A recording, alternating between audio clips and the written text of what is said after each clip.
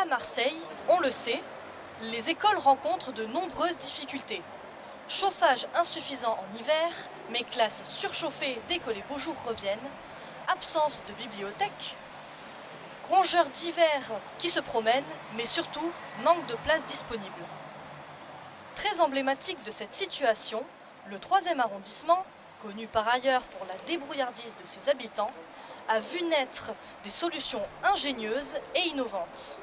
Pour en savoir plus, nous avons rencontré le directeur de l'école ainsi qu'une professeure des écoles pour qu'il nous explique comment il se débrouille. Pouvez-vous, monsieur le directeur, nous expliquer ce problème ? Oui, vous savez que le 3e arrondissement est un des quartiers, un des arrondissements les plus attractifs de tout Marseille. Et donc, depuis quelques années, de très nombreux logements se poussent dans le coin.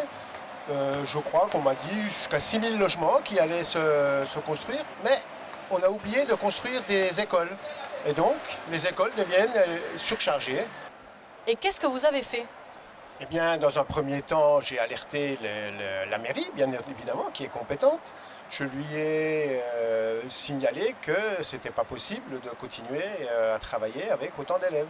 J'ai travaillé pendant 10 ans en Afrique comme enseignant et on m'a expliqué que compte tenu de la population du quartier, je devais faire ce qu'on avait innové lorsque j'étais en situation de difficulté, de surcharge scolaire, qui est un problème endémique en Afrique, vous le savez. Alors, les solutions que nous avions trouvées à l'époque étaient simples. Nous avions la moitié d'une classe qui venait le matin, la moitié qui venait l'après-midi.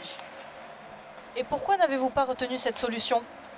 Eh bien, ici, en France, les parents souhaitent que les enfants restent à l'école toute la journée. Alors, nous avons cherché une solution.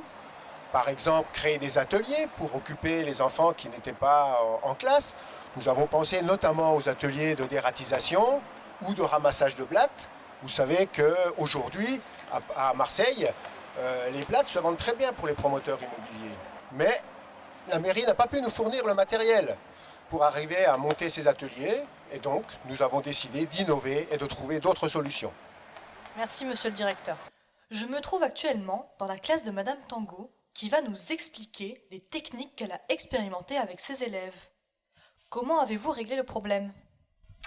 Alors, dans un premier temps, je vais vous faire le dessin en même temps, nous avons positionné les élèves, un sur chaque chaise et un sur chaque table, comme ceci.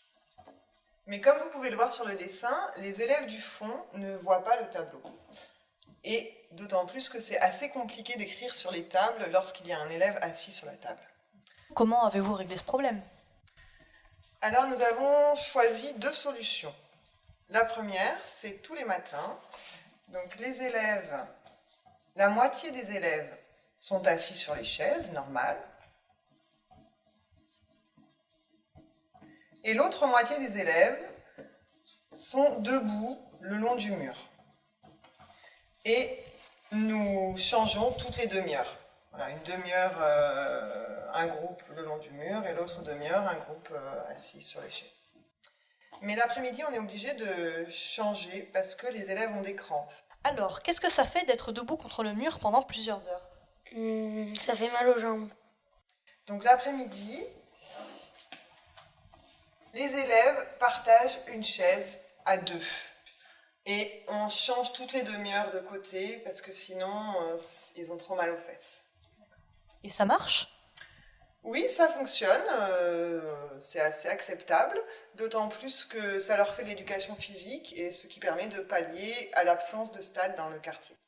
Vous l'avez compris, chers téléspectateurs, à Marseille, il n'y a pas de problème sans solution. Il suffit de faire preuve de flexibilité, de sens de l'adaptation et d'innovation afin de ne pas rester bloqué sur des revendications d'un certain âge. D'ailleurs, l'adjointe des affaires scolaires est très fière de ses expériences et m'a avoué que la ministre de l'Éducation nationale va déclarer cette expérience pilote et organiser des formations continues. Comme quoi, on ne parle pas de Marseille que pour ses ordures et ses kalachnikovs. C'était un reportage d'Albertine Londres. Et c'est l'heure de notre grand jeu très compliqué pour tenter de gagner cette superbe chaise design et ergonomique. Question, Quels problèmes rencontrent les écoles? Réponse 1, il y a trop d'élèves pour peu de place. Réponse 2, il n'y a plus de fenêtres dans les classes.